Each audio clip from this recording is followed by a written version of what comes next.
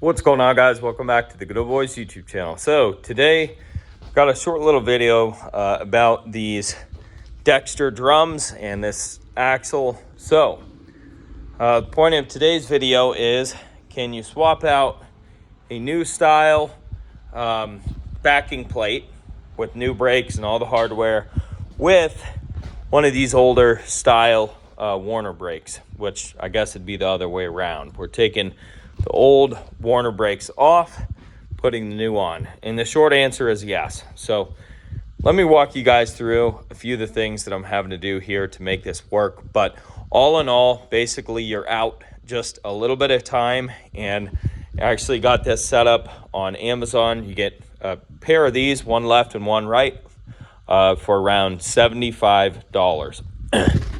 All right, so let's start with the old stuff. So as this axle came, it came with these drums and these backing plates. These are the old Warner style, I'm gonna call them donut brakes. So basically, it's got this big donut magnet.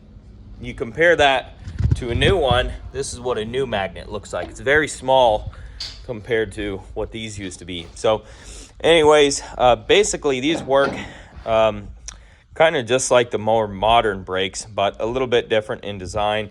So these are your shoes. It's like a whole half ring here, or a C, or whatever you want to call it. And basically,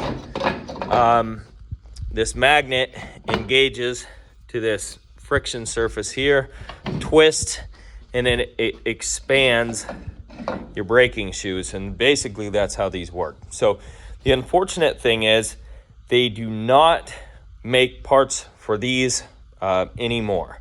So if you have an old style donut brake like this, you're going to have to replace it, or maybe you'll get lucky and find some parts, but it's highly unlikely.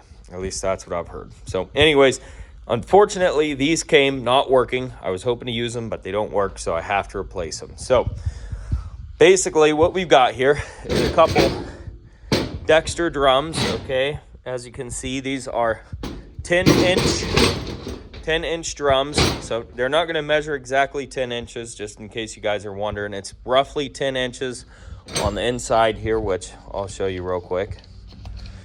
So if we are to measure this, you can see it's pretty damn close to 10 inches, but a little bit smaller than 10 if we're being exact. So anyways, let's get to the important stuff. So what do you have to do to make the new brakes work with these old drums? So as you can see here, we've got one that's been modified to work with the new brakes and one that is in its original form. So from the factory, as you guys know, these came with this pad. So basically you just got 3 7/16" bolts to take out of there, and then this whole piece comes off of there. Now as you can see, you have to do a little bit of grinding. So there's 3 kind of I'm not sure what you want to call them, but raised areas that are part of the drum casting. You have to grind those down, okay? And obviously, you're trying to grind them flush with the rest of the drum. Because what's going to happen is, as you engage this magnet, it's going to ride on the inside of this face here, and that's what pulls the lever here and creates your braking force on these new brakes. So basically, this back surface has to be smooth, as well as the brake shoe surface. So basically take this off, grind those down. All right, and really it's pretty much as simple as that, and you should be able to run these. Now like I said, not every axle is going to be the same, so you're going to have to check for yourself and make sure that this is going to work for you. Now one other thing to consider here to see if you have an axle that's similar. This bolt pattern is a 5 by 4.5 bolt pattern, so the same as most of your 2000s era Jeeps. And actually, I think a lot of the modern ones are that same pattern. But check out the depth on these. So if you check this out, we're roughly a little more, or just a little less than 2 3/4 of an inch deep. All right, so that's another thing. If you have a brake drum that's about that deep, this should work for you. And keep in mind, none of these flanges meaning this right here, none of these had to be move.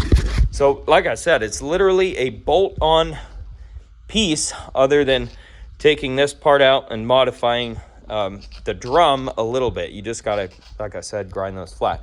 The one other thing I wanted to share with you guys is this magnet wants to be as far out as it can get because this is a little deep. Okay, so one thing I did was trim up this piece here, and there's one other thing I had to tell you guys about this. Hold that thought for a second. Before I forget, I want to show you. So these Wagner brakes are 2 inches, right?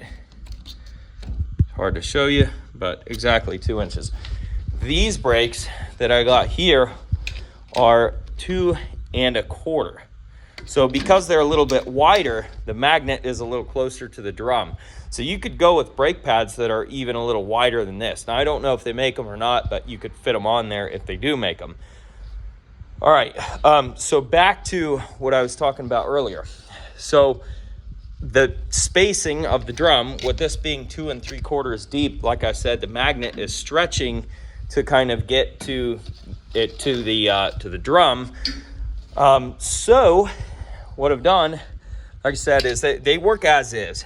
They work as is, but if you compare this drum to that drum, what I've done is I've cut off a little piece right here, and as you can see here, this actuator arm is trapped behind the brake shoe there. So that's one thing that I'm going to do and modify, and I'm going to bend this kind of arm here out a little bit so that the magnet doesn't have to reach so far out when you're hitting the brakes. So basically, it's a really simple swap. Like I said, make sure your axle is somewhat similar before you go diving head first into a project like this, because this isn't going to work for everybody. In a typical scenario, when you're replacing older style brakes like this with the more modern ones, you are supposed to change the drums and pretty much everything about the axle in order to make the more modern brakes work. Okay, so keep that in mind. But just wanted to share this video with you guys. Also, another thing to keep in mind, this is not a commercial trailer or anything like this. Really, this is just a wood hauler that is pretty much off-road. It's basically a 4-foot wide by 5-foot deep steel cart.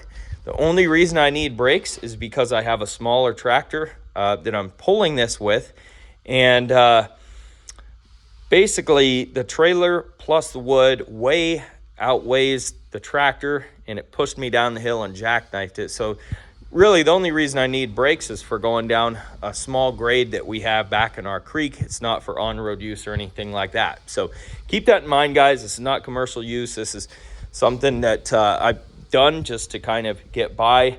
Now, granted, I think it'd work just fine on the road. And yes, this trailer will be used on the road, but it probably won't be used with trailer brakes on the road. It's just not, it's such a small trailer for a vehicle, you know, whatever would be towing it, that it's not going to matter.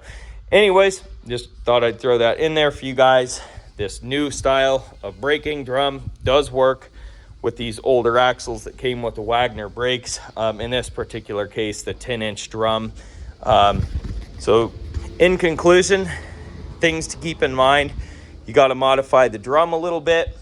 You want to go with a little wider set of pads on the more modern style so the magnets start reaching so far.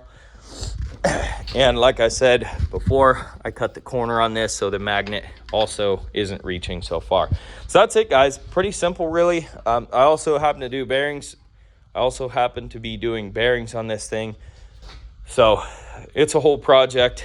But anyways, we'll leave it there. Hopefully this gives you guys some good information. If you liked the video, don't forget to rate, comment, and subscribe. Check out that description box below for more videos like this, and we'll catch you on the next one. Peace.